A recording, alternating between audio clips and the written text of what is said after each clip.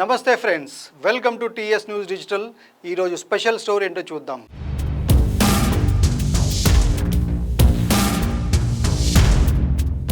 రోజులు గడుస్తున్నాయి. పహల్గామ్లో రక్తపాతం సృష్టించిన టెర్రరిస్టుల జాడ మాత్రం ఇంకా దొరకట్లేదు. మన భద్రతా దళాల కంటికి కనిపించినట్టు కనిపించి చేతికి చిక్కినట్టు చిక్కి తప్పించుకుంటున్నారు. ఇక్కడితో అయిపోలేదు, మరిన్ని దాడులకు అవకాశం ఉందంటున్నాయి ఇంటెలిజెన్స్ వర్గాలు. మరోవైపు భారత్ మా మీద దాడి చేయడం ఖాయమంటూ టీవీ ఛానల్స్ ముందు కూర్చొని ఏడుపులు మొదలుపెట్టారు పాక్ మంత్రులు.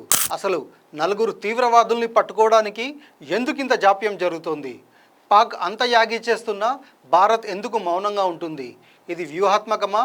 దొంగ దెబ్బతీసిన పాక్ను తేరుకోనీయకుండా కొట్టడానికి భారత్ పావులు కదుపుతోందా? ఇండియా పాకిస్తాన్ మధ్య పహల్గామ్ ఘటన మంటలు తీవ్రమవుతున్నాయి. భారత్లో అలజడి సృష్టించడానికి పాక్ ప్రోద్బలంతో మారణహోమం సృష్టించిన ఉగ్రవాద మూకను పట్టుకోవడానికి తీవ్రంగా ప్రయత్నిస్తున్నాయి భారతీయ భద్రతా దళాలు. జమ్మూ కాశ్మీర్ మొత్తాన్ని సైనికులు, ఎన్ఐఏ సిబ్బంది జల్లెడపడుతున్నారు. మరోవైపు పహల్గామ్ అటాక్ తర్వాత కాశ్మీర్లో స్లీపర్ సెల్స్ యాక్టివేట్ అయ్యాయని, అప్రమత్తంగా ఉండాలని ఇంటెలిజెన్స్ వర్గాలు హెచ్చరికలు జారీ చేశాయి. ఉగ్రవాదుల ఇళ్లని సైన్యం పేల్చివేస్తుండటంతో వారు ప్రతీకార దాడులకు దిగే అవకాశం ఉందంటున్నారు భారతీయ భద్రతా దళాలు. జమ్మూ కాశ్మీర్లో టెన్షన్ వాతావరణం. ముందస్తు చర్యలు తీసుకుంటున్న భద్రతా దళాలు. 87 టూరిస్ట్ సెంటర్స్లలో 48 కేంద్రాల మూసివేత. సున్నితమైన పర్యాటక ప్రదేశాల్లో ప్రత్యేక బృందాల మోహరింపు. గుల్మార్గ్, సోన్మార్గ్, దాల్ లేక్ దగ్గర భద్రత కట్టుదిట్టం. లోకల్స్, టూరిస్టులు అప్రమత్తంగా ఉండాలని, ఎవరైనా అనుమానాస్పదంగా కనిపిస్తే తమకు సమాచారం ఇవ్వాలని సెక్యూరిటీ ఫోర్స్ కోరింది. నిఘా వర్గాలు ముందే హెచ్చరించినా నిర్లక్ష్యం వహించిన ఫలితం కళ్ల ముందు కనిపించేసరికి అటు కేంద్రం, ఇటు జమ్మూ కాశ్మీర్ ప్రభుత్వాలు అప్రమత్తమయ్యాయి. బైసరన్ అటాక్ను టెర్రరిస్టులు చాలా పగడ్బందీగా జరిపారనే విషయం విచారణలో వెల్లడైంది. పెద్ద సంఖ్యలో టూరిస్టులు వచ్చాకే ఊచకోతకు దిగారు తీవ్రవాదులు. ఏప్రిల్ 22 పహల్గామ్ దుర్ఘటన జరిగిన రోజు. నిజానికి అంతకన్నా ముందే అటాక్ జరగాల్సి ఉందని, కానీ వర్షం పడటంతో ఉగ్రవాదులు తమ ప్లాన్ను మార్చారని ఎన్ఐఏ విచారణలో తేలింది. పక్కా ప్లానింగ్తో బైసరన్ లోయలో అటాక్. ఏప్రిల్ మొదటి వారంలోనే ఉగ్రవాదుల వ్యాలీ విజిట్ ప్లాన్. వారం తర్వాత ఉగ్రవాదుల మరో రెక్కి. దాడి జరిగిన రోజు బైసరన్ లోయలో 5,000 మంది టూరిస్టులు. ఓ ఫుడ్ స్టాల్ వద్ద పర్యాటకుల కోసం ఉగ్రవాదుల ఎదురుచూపులు. పెద్ద సంఖ్యలో వచ్చే వరకు వేచి చూసి దాడికి తెగబడ్డ తీవ్రవాదులు. విచక్షణారహితంగా కాకుండా వివరాలు కనుక్కొని మరీ పర్యాటకుల తల మీద కాల్పులు.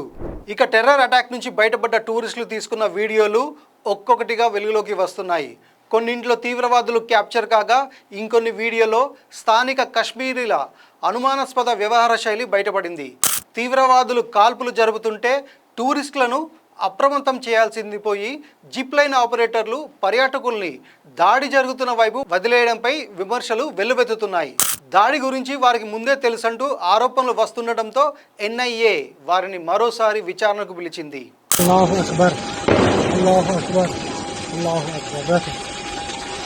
పహల్గామ్ ఉగ్రదాడిపై విచారణ బాధ్యతను జాతీయ దర్యాప్తు సంస్థ తీసుకుంది. ఈ ఘటనకు సంబంధించి ఫోటోలు, వీడియోలు వెలుగులోకి వస్తుండటంతో వాటి ఆధారంగా ఉగ్రవాదుల్ని గుర్తించే పనిలో పడింది. బైసరన్ లోయలో టెర్రర్ అటాక్ను రీక్రియేట్ చేస్తున్నారు అధికారులు.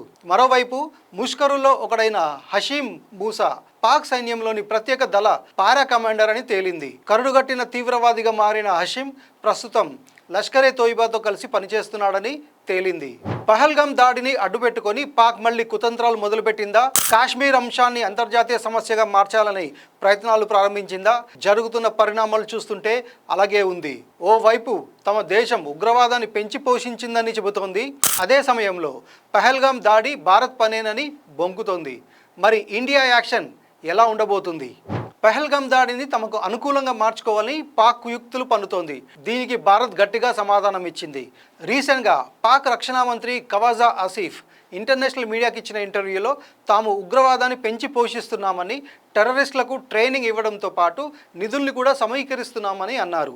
ఇదే విషయాన్ని ఐక్యరాజ్య సమితిలో భారత్ డిప్యూటీ శాశ్వత ప్రతినిధిగా ఉన్న యోజనా పటేల్ ప్రస్తావించి పాక్ తీరును ఎండగట్టారు. పాక్ మోసపూరిత దేశమని, ఇకపై ఎట్టి పరిస్థితుల్లో కళ్ళు మూసుకొని కూర్చోబోమన్నారు. మరోవైపు పహల్గామ్ ఘటనపై పార్లమెంట్ ప్రత్యేక సమావేశాలు నిర్వహించాలని విపక్ష ఎంపీలు డిమాండ్ చేస్తున్నారు. ఇదే విషయమై ప్రతిపక్ష నేత రాహుల్ గాంధీ, కాంగ్రెస్ అధ్యక్షుడు మల్లికార్జున్ ఖర్గే ప్రధాని మోడీకి లేఖ రాశారు. పహల్గామ్ అటాక్ ప్రతి భారతీయుడిని ఆగ్రహానికి గురి చేసింది. ఈ క్లిష్ట సమయంలో ఉగ్రవాదానికి వ్యతిరేకంగా మనం కలిసి పనిచేస్తామని అందరికీ తెలియాలి. అందుకే పార్లమెంట్ ఉభయ సభల్లో ప్రత్యేక సమావేశాలను ఏర్పాటు చేయాలని ప్రతిపక్షాలు కోరుతున్నాయని అన్నారు రాహుల్ గాంధీ. ఘటనపై 2 సార్లు బహిరంగ సభల్లో మాట్లాడిన ప్రధాని ప్రతిపక్ష ఎంపీల విజ్ఞప్తిని పరిశీలించి పార్లమెంట్ సమావేశాలను ఏర్పాటు చేస్తారో లేదో చూడాలి.